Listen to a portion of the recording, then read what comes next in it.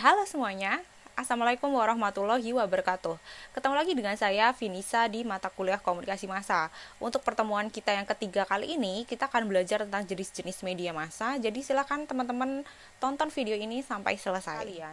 Jadi media massa itu dibagi berdasarkan teknologi yang dipakai. Yang pertama itu media cetak, kemudian media audio, audio visual, dan yang terakhir adalah media digital. Media cetak ini di sini saya tidak akan menjelaskan terkait sama sejarah, karakteristiknya gitu ya. Semua teman-teman bisa baca di materi PDF yang sudah di-upload juga. Tapi untuk video ini saya cuma kasih beberapa penekanan-penekanan terkait media, mulai dari media cetak sampai nanti media digital. Untuk media cetak itu saya memberikan penekanan itu pada buku. Kenapa? Karena mungkin kalian juga sudah menyadari kalau koran itu adalah media massa, tabloid itu media massa, kemudian majalah media massa. Tapi buku ini banyak yang yang tidak mengira kalau buku itu adalah media massa. Jadi kalau menurut Dominic, selama sebuah media itu memenuhi unsur-unsur atau elemen dalam komunikasi massa, dia akan disebut sebagai media massa. Buku ini salah satu contohnya. Nah, komunikator pada buku itu bukan hanya pengarang. Kenapa? Karena pengarang tidak bisa menerbitkan buku tanpa penerbit. Nah, penerbit sebagai sebuah lembaga gitu ya, dia punya struktur untuk melakukan filtering atau sebagai gatekeeper dalam penerbitan bukunya. Jadi nggak mungkin pengarang itu tiba-tiba dia nulis terus langsung terbit kayak gitu ya. Enggak, biasanya mungkin ada penyunting mulai dari bahasa, mungkin tema, mungkin editor yang lain-lain lah kayak gitu. Jadi di sini posisinya buku itu sebagai komunikasi massa. Hal yang kedua yang ada di media cetak itu adalah terkait dengan keberadaannya sekarang. Jadi masing-masing media di media cetak mulai dari koran, tabloid, kemudian majalah dan buku itu sekarang mengalami permasalahan yang hampir sama, yaitu perkembangan teknologi yang membuat minat dari masyarakat itu mulai menurun dalam mengkonsumsi media cetak. Seperti yang kita tahu, kalau di komunikasi itu kan perkembangan manusia itu akan mengikuti perkembangan teknologinya. Jadi ketika sebuah teknologi itu sudah dianggap tidak efektif, tidak efisien gitu ya, tidak keren, itu akan ditinggalkan. Nah, ini yang sedang dialami oleh buku.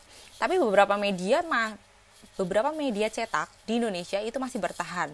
Nah, kira-kira kenapa ya? Nah, itu juga yang menjadi kajian dalam komunikasi massa. Untuk media cetak di Indonesia itu memang ada beberapa hal yang tidak bisa ditinggalkan. Itu terkait dengan isi media cetak yang tidak sama dengan media-media yang menjadi saingannya. Contohnya media digital seperti itu. Tapi kita juga nggak bisa menutup mata bahwa ada beberapa kejadian beberapa waktu yang lalu gitu ya, itu banyak sekali media-media cetak yang tutup. Kalau teman-teman di Solo, teman-teman mungkin akan ingat dengan media-media yang sudah nggak ada gitu ya. Ada Joglo Semar gitu. Mungkin kalau tingkatnya di nasional itu Koran Sindo itu sudah nggak ada. Kemudian beberapa koran-koran, beberapa tabloid seperti Bola. Kemudian jenis media yang kedua itu adalah media audio. Seperti yang teman-teman bisa lihat juga di materi PDF, bahwa media audio itu ada dua jenis. Yang pertama itu radio, kemudian yang kedua itu sound recording atau industri rekaman. Nah, untuk radio kayaknya teman-teman juga sudah tidak heran ya. Teman-teman pasti juga udah tahu radio itu adalah media massa. Tapi banyak yang masih belum tahu juga kalau industri rekaman itu termasuk media massa. Dalam hal ini, industri rekaman itu terkait dengan lagu. Mungkin kalau dulu kita menikmati lagu itu dari mana sih? Mulai dari jenis MP3 gitu ya. Kemudian sebelum MP3 itu ada kaset, kemudian ada MP3, kemudian sekarang beralih ke yang digital. Nah, poin dalam media audio di sini itu adalah posisi antara si radio dengan sound recording. Sejak zaman dahulu kala, entah genre musik apapun, itu perkembangan antara radio dan industri rekaman itu selalu saling mendukung. Jadi mereka ini saling support, mereka tidak saingan, istilahnya gitu. Nah, tidak saingannya itu seperti apa? Itu melalui berbagai kegiatan-kegiatan atau program-program yang mengikut sertakan keduanya. Misalnya, kalau teman-teman mungkin masih dengerin beberapa radio-radio gitu ya, setiap stasiun radio itu biasanya punya top chart. Nah, top chart itu kan isinya adalah sound recording atau industri rekaman. Nah, jadi dari situlah kedua media ini dikatakan saling support. Kenapa? Karena saling mempromosikan. Jadi teman-teman kalau pengen tahu lagu paling baru gitu ya, atau lagu yang paling ngehits gitu, itu akan dibuat oleh si radio. Nah, radio ini kemudian akan mempromosikan industri rekamannya. Yang kedua, itu terkait dengan industri rekaman sebagai penanda sebuah kebudayaan. Jadi kenapa dianggap sebagai penanda kebudayaan? Kita tahu bahwa musik itu kan bersifat universal. Tapi sebenarnya ketika sebuah musik itu hadir, itu kan mencerminkan bagaimana kondisi latar belakang sosial, politik, dan budaya si industri rekaman itu sendiri. Kayak contohnya, kalau dulu sedang hits semisal genre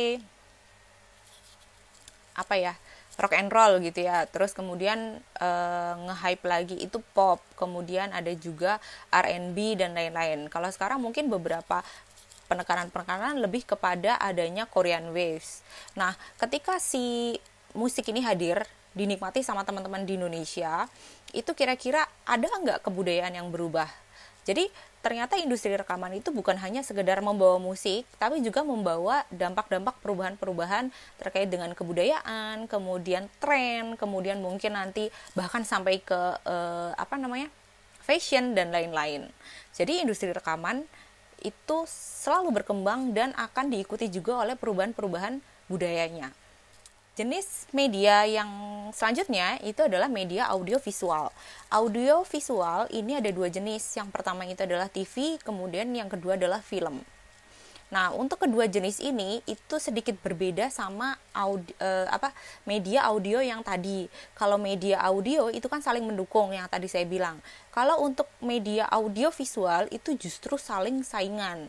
Jadi antara TV dan film itu mereka ibaratnya itu bukan saingan ya, tapi lebih ke mereka akan berdiri sendiri-sendiri. Kayak contohnya gini, ketika ada sebuah film yang kemudian ditayangkan oleh televisi, itu akan menurunkan harga dari si film ini. Makanya ketika teman-teman nonton TV terus berharap ini TV yang biasa ya, channel-channel TV yang biasa berharap ada film-film paling update, ya itu nggak mungkin, karena biasanya kalau film-film masih dalam box office gitu ya, itu nggak mungkin muncul di televisi. Tapi teman-teman bisa menikmati film di televisi itu biasanya film-film yang sudah lama atau sudah kadaluarsa. Penekanan yang selanjutnya, selain hubungan antara televisi dan film tadi, itu sebenarnya terkait dengan film. Film ini adalah sebagai salah satu media yang lumayan eksklusif. Kenapa? Karena yang pertama, dia diproduksi oleh segelintir orang saja, atau disebut dengan dominasi dari konglomerasi media. Kenapa? Karena film ini, satu film aja itu membutuhkan biaya produksi yang cukup mahal gitu ya. Dan dengan teknologi sekarang ini, hanya beberapa produksi film yang memiliki teknologi tersebut. Kemudian yang kedua itu terkait dengan akses konsumsinya atau audiensnya. Jadi kita kalau mau mengkonsumsi film itu harus mengeluarkan biaya yang lebih banyak dibanding ketika kita harus nonton televisi.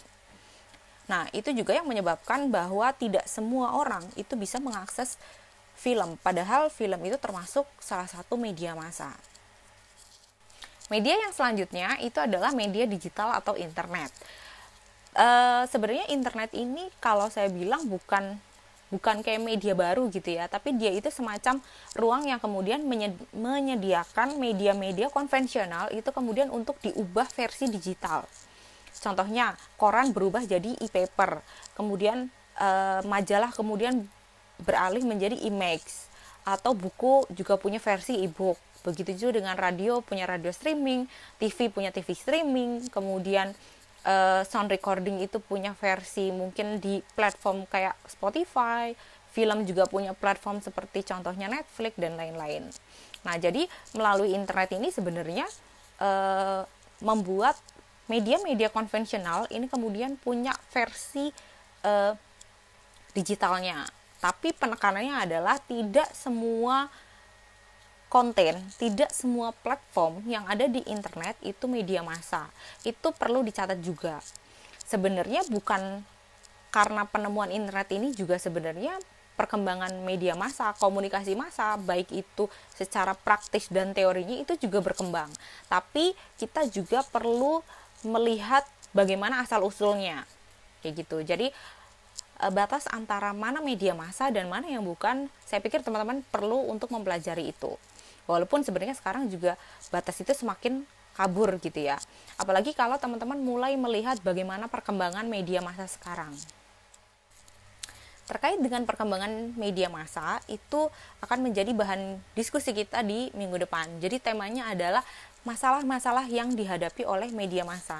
Kan kita sebagai orang yang belajar komunikasi, itu kan kita juga harus paham bagaimana kondisi terupdate atau sekarang itu seperti apa. Jadi silakan teman-teman kepo, koran itu punya masalah apa, radio itu punya masalah apa, kemudian industri film itu punya masalah apa, sampai ke internet. Apa sih masalah yang sedang dihadapi? Teman-teman silahkan cari, kemudian buatlah note sendiri, atau teman-teman bisa catat itu sendiri, di keep, dan kemudian kita akan mendiskusikan di minggu depan.